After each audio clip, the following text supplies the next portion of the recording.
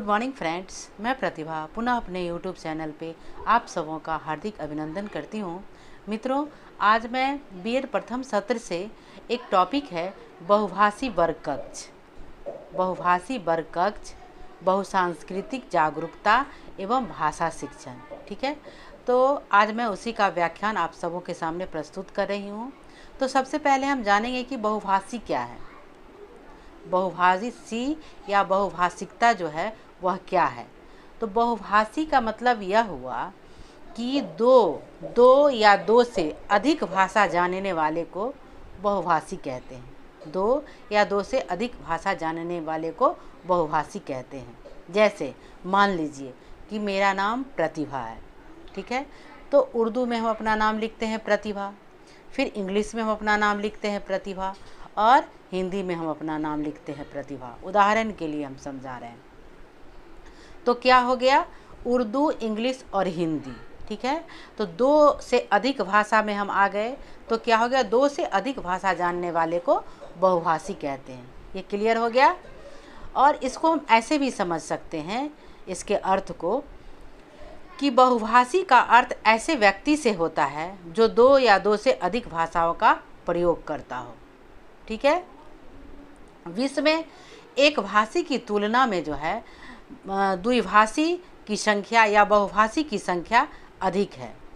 विद्वानों का मानना है कि द्विभाषिकता किसी भी व्यक्ति के ज्ञान एवं व्यक्तित्व के लिए बहुत उपयोगी है या बहुत ही कारगर है। अब हम बहुभाषी का जो कंसेप्ट है वो तो क्लियर हो चुका है, बहुभाषी क्या है या बहुभाषिकता क्या है। अब हम बहुभाषी वर्ग कक्ष पर चलते हैं कि बहुभाषी वर्ग कक्ष किसे कहते हैं।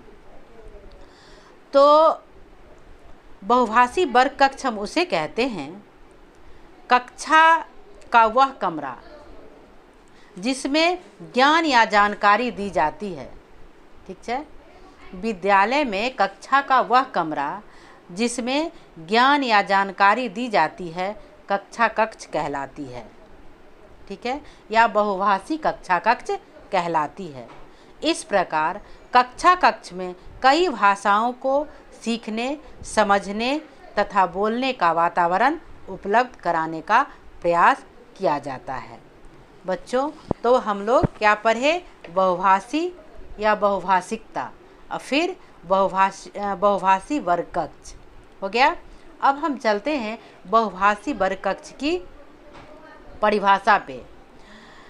बहुभाषी वर्ग कक्ष की परिभाषा शिक्षा शास्त्री हॉगेंस के अनुसार, शिक्षा शास्त्री हॉगेंस ने कहा है कि इसके अनुसार वैसे तो बहुत सी भाषाओं को जानने वाले को बहुभाषी कहते हैं।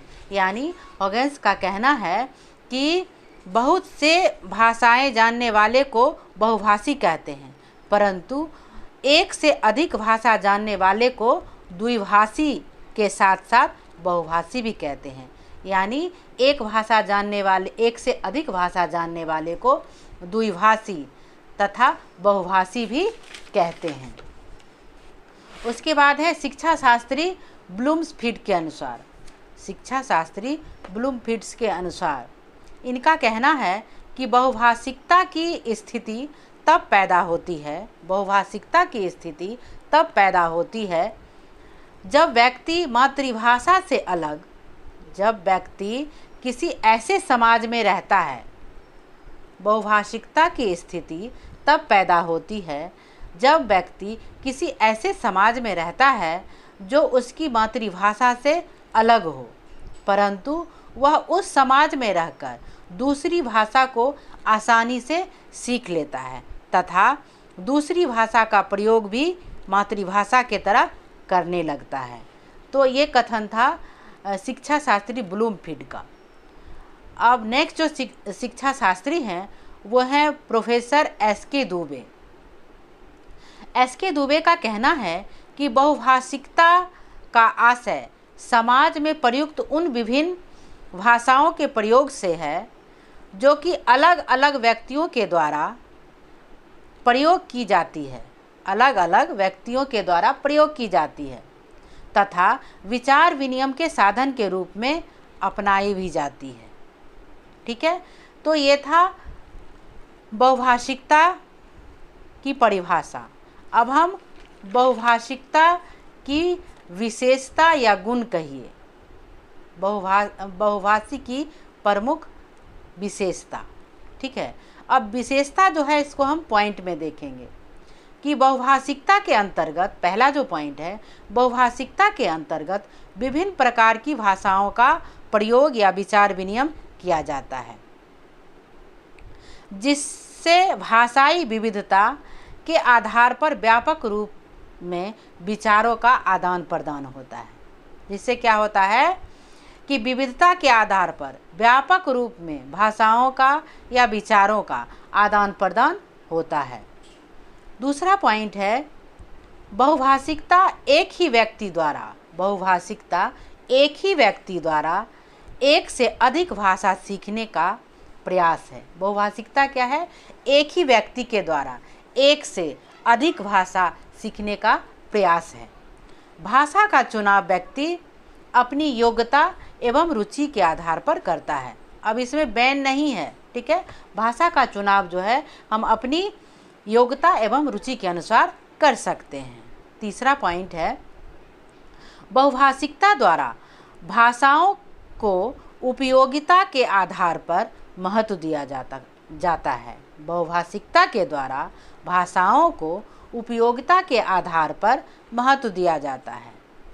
जैसे भारतवर्ष में, उदाहरण के लिए हम समझा रहे हैं, भारतवर्ष में हिंदी एवं संस्कृत के साथ साथ अंग्रेजी को भी महत्व दिया जाता है।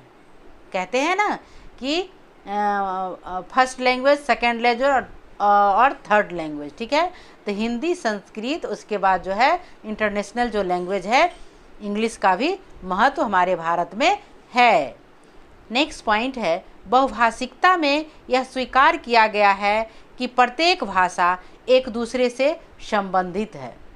अब देखिए यह क्लियर हो गया कि प्रत्येक भाषा जो है एक दूसरे से संबंधित है, इसलिए प्रत्येक भाषा को उसकी उपयोगिता के आधार पर पाठ्यक्रम में स्थान मिलना चाहिए। प्रत्येक भाषा को उसकी उपयोगिता के आधार पर उसे जो है पाठ्यक्रम में या पाठचर्या में स्थान मिलना चाहिए। नेक्स्ट पॉइंट है बहुभाषिकता के अंतर्गत विद्यालयी व्यवस्था में भी एक से अधिक भाषाओं को सिखाने के अवसर बालकों को प्रदान किए जाते हैं। बहुभाषिकता के अंतर्गत विद्यालयी व्यवस्था में एक से अधिक भाषाओं को सीखने या सिखाने का अवसर बालकों को प्रदान किया जाता है। नेक्स्ट पॉइंट है बहुभाषिकता बालक के बहुमुखी विकास में सहायक होता है। नेक्स्ट पॉइंट है बहुभाषिकता के ज्ञान द्वारा बालक के आत्मविश्वास में वृद्धि होती है। और लास्ट पॉइंट है बहुभाषिकता का ज्ञान बालक के अंदर सभी भाषाओं के प्रति सम्मान पैदा करती है तथा समाज में उसके एकीकरण स्थापित करती है।